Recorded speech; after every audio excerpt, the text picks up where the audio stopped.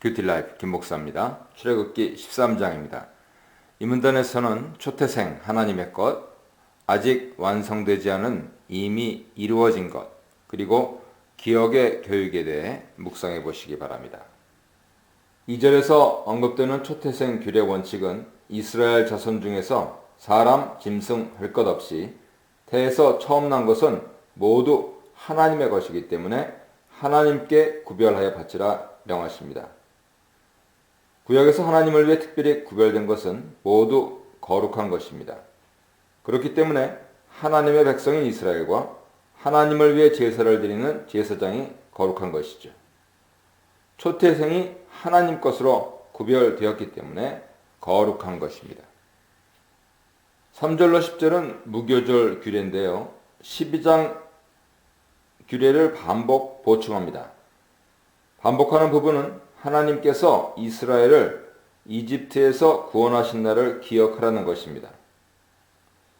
12장 17절에서 그들이 나온 것을 애굽이라고 표현했는데요. 13장 3절에서는 애굽을 종되었던 집이라고 구체적으로 설명하고 있습니다.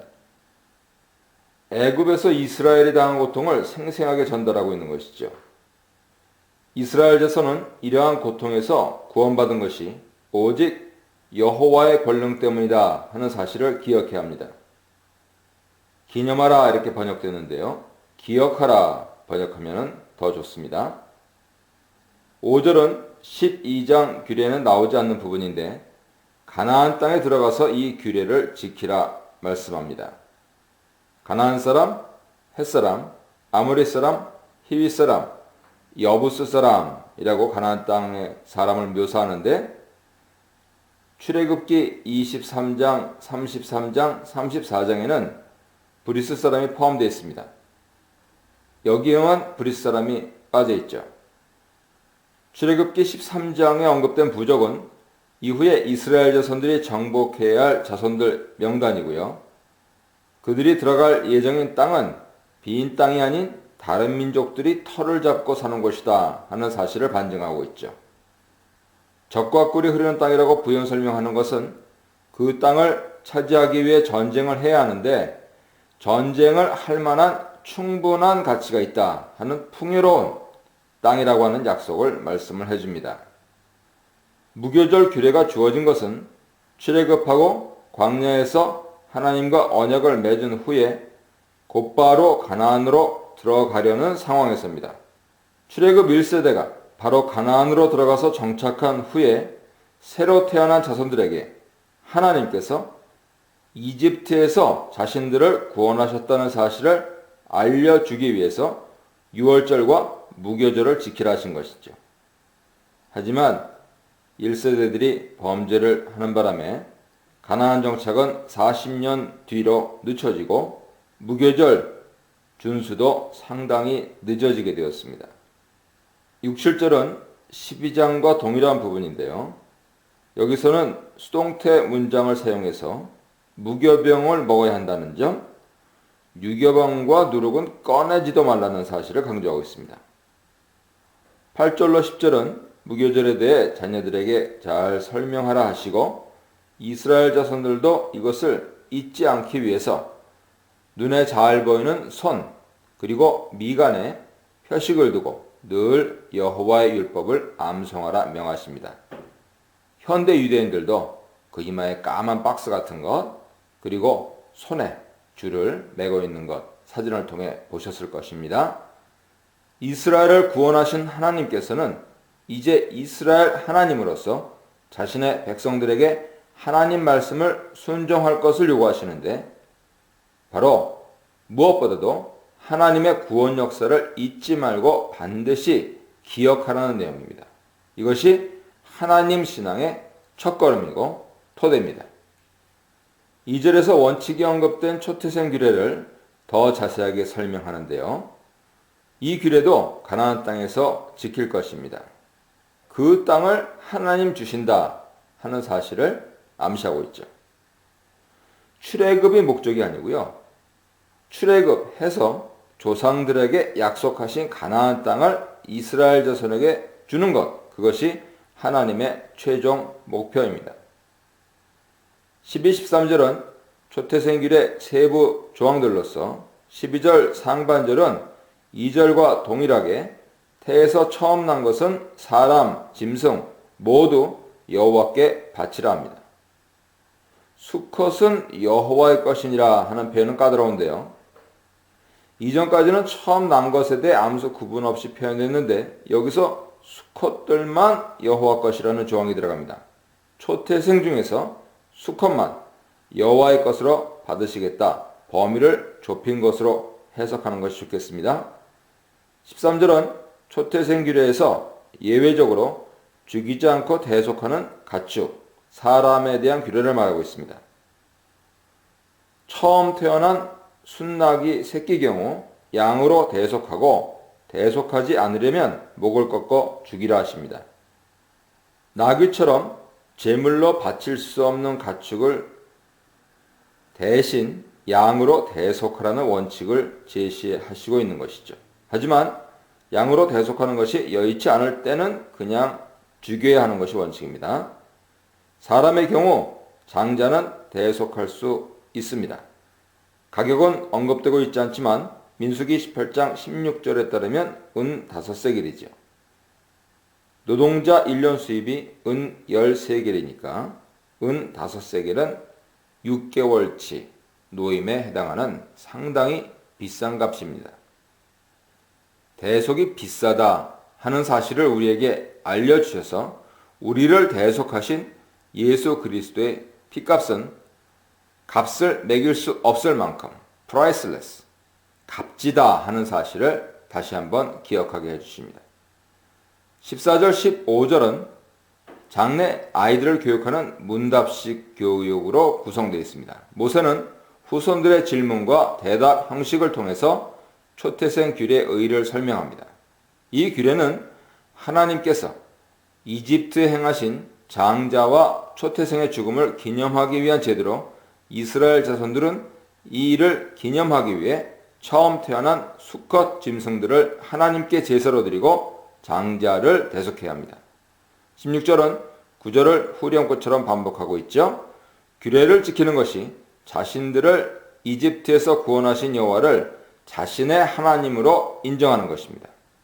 예수 그리스도의 피를 통해 구원받은 그리스도인은 아들을 대성물로 주신 하나님 말씀에 순종해서 세상에 빛과 소금의 자녀로 사는 삶을 살아가는 것이 바로 하나님 구원을 기억하는 행동이고 하나님의 하나님 되심을 인정하는 행동이다. 이렇게 해석할 수 있습니다. 이 문단에서는 배려하신 경로, 백성들을 배려하셨죠. 불기둥과 구름기둥, 즉 성령과 성경, 그리고 약속의 땅으로 향하는 요셉의 유골에 대해 묵상해 보시기 바랍니다. 바로가 이스라엘 자손을 놓아보내자 하나님께서 이스라엘 자손을 인도하시기 시작했습니다. 이제 이스라엘 자손의 왕이며 하나님으로서 하나님께서 주도권을 가지셨다 하는 것을 인도하다 하는 단어로 표현하고 있는 것입니다. 하나님께서는 가나안으로 들어가는 가까운 길을 택하지 않으셨습니다. 가장 가까운 길은 왕의 대로라고 하는 상업도로 혹은 군사도로인데요. 상당히 이른 시기부터 존재했고 매우 중요한 도로이기 때문에 주변에 여러 도시, 주둔지들이 있었습니다. 따라서 이 길을 지나려면 불가피하게 그들과 싸워야만 했죠. 본문에서는 블레셋 사람의 땅의 길이라 표현하는데 가나안에 살고 있는 블레셋 사람들의 지역으로 가는 길이라는 의미입니다. 고고학적으로는 어느 길인지 증명하기는 어렵지만 본문에서 분명히 알 수 있는 것은 빠르고 좋은 길이면 그 길은 전쟁해야 하는 길이다 하는 것이죠. 하지만 이스라엘 자손은 전쟁할 수 있는 능력이 전혀 없었습니다. 이집트의 노예로 있다가 어느 날 갑자기 준비도 못하고 쫓겨나다시피 하는 상황이라서 변변한 무기도 없고 훈련된 군인도 없는 상황이죠. 이런 이스라엘 형편을 아신 하나님께서 잦은 전쟁과 패배로 이스라엘이 낙심하고 이집트의 상황보다 더 나쁘다고 생각해서 거기로 돌아갈 마음을 먹을 가능성을 원천 봉쇄하십니다. 그래서 홍해 광야길로 돌아서 가게 하시죠. 이런 가능성을 없애신 이유는 하나님께서 이스라엘 자손 상태를 잘 아시기 때문입니다. 실제로요, 심지어는 광야에서도 어려움을 당할 때마다 이집트에 있는 것이 더 좋았을 뻔했다거나 이집트로 돌아가는 것이 어떻겠느냐라는 말을 했기 때문입니다. 곧이어 나오는 16장의 만나 사건, 민수기 11장의 메추라기 사건, 14장의 가나안 정탐 사건, 이런 것이 역사적인 증명이죠. 18절에서 이스라엘 자손들이 이집트 땅에서 나올 때 대오를 지어 나왔다고 하는데, 대오는 군사적인 진영입니다. 무기도 변변치 않고 훈련된 군인도 없지만 나름대로 최소한의 수비 그리고 효율적인 여행을 위해서 지파별로 가족별로 대오를 정리한 것으로 보입니다. 하지만 이런 대오가 완전한 군사체계를 갖춘 것으로 보기는 어렵습니다. 그나마 나름대로 10부장, 50부장, 100부장 같은 행정적인 체제를 갖추도록 하는 것은 출애굽기 18장 가서 모세의 장인 이드로의 조언이 있은 다음부였죠. 고각적으로 많은 견해가 있는데 홍해의 정확한 위치를 알기 어렵기 때문에 홍해 도하 후의 광야길 여정이 어떤 경로인지는 정확히 밝힐 수 없습니다. 이 본문에서 분명한 것은 하나님께서 이스라엘 자손을 광야로 인도하셨다는 것이죠. 이렇게 해서 이스라엘 광야 생활이 시작되었습니다. 다음에 14장에 나오는 홍해 사건을 준비하는 목적도 있습니다. 이스라엘 자손들이 광야에서 헤매고 다닌다는 소문을 들은 바로가 또다시 마음을 바꿔서 철병거를 몰고 이스라엘 자손을 잡으려고 추격해 오는 배경이죠. 그러므로 광야는 한편으로는 이집트의 바로 그리고 그의 군대를 완전히 전멸시키기 위한 덫이기도 합니다. 19절은 출애굽 시에 있었던 것을 회상하는 장면인데요. 모세는 요셉의 유고를 챙겨 나왔다 하는 내용입니다. 이유는 분명합니다. 요셉이 죽기 전에 자신의 유고를 들고 나가라고 단단히 맹세시켰기 때문이죠. 창세기 46장 3절 이하에서 하나님께서는 야곱이 이집트로 떠날 때 브엘세바에 나타나셔서 이집트에서 그의 후손이 큰 민족을 이룰 것이고 또한 그곳에서 반드시 나오게 하시리라 약속하셨습니다. 창세기 50장 24절 이하에서 요셉도 하나님께서 이스라엘 자손을 반드시 이집트에서 이끌어내시고 약속하신 가나안 땅으로 인도하실 것이다 확실하게 믿었습니다. 그렇기 때문에 그는 출애굽할 때 반드시 자신의 유고를 가져가라 유언한 것입니다. 모세는 이 약속을 지키기 위해 요셉의 유고를 수습하여 가지고 갑니다. 이것은 하나님의 언약 성취의 시작을 의미하죠. 가나안 정복 후에 이 뼈는 야곱이 세겜에서 산 땅에 장사됩니다. 여호수아 24장을 보세요. 이렇게 해서 요셉의 유골이라고 하는 주제는 창세기 12장, 13장, 15장에서 하나님께서 아브라함에게 주신 약속의 신실하심 그리고 그것의 성취를 나타내는 상징입니다. 그의 뼈가 조상의 땅에 묻히게 됨으로써 드디어 하나님의 약속은 완전히 실현되는 것처럼 우리의 구원도 완전히 실현될 것을 말씀을 하시는 것이죠. 이스라엘 자손들은 첫 야영지였던 숫곳을 떠나 광야 끝 에담에 장막칩니다. 21절 22절은 이런 광야를 이동하는 과정 속에서 하나님께서 이스라엘 자손들을 어떻게 인도하셨는지 설명합니다. 하나님께서는 이스라엘 자손들 앞에서 서서 그들을 인도하셨습니다. 단순한 보호자가 아닌 주도권을 가진 인도자로서 하나님 뜻대로 그들에게 가장 좋은 길로 그리고 하나님 계획을 가장 잘 실현할 수 있는 길로 인도하셨습니다. 하나님께서는 그들과 함께 하시며 인도하신다는 사실을 백성들에게 알려주시기 위해 구름기둥, 불기둥을 그들 앞에 보내셨습니다. 낮에는 뜨거운 태양을 가릴 수 있는 구름기둥을 보내주셨고, 밤에는 여행을 계속 할 수 있고 추위도 피할 수 있고 어둠의 두려움도 쫓아낼 수 있도록 불기둥을 보내주셨죠. 불기둥은 출애굽기 안에서 여러 가지를 연상시키는데요.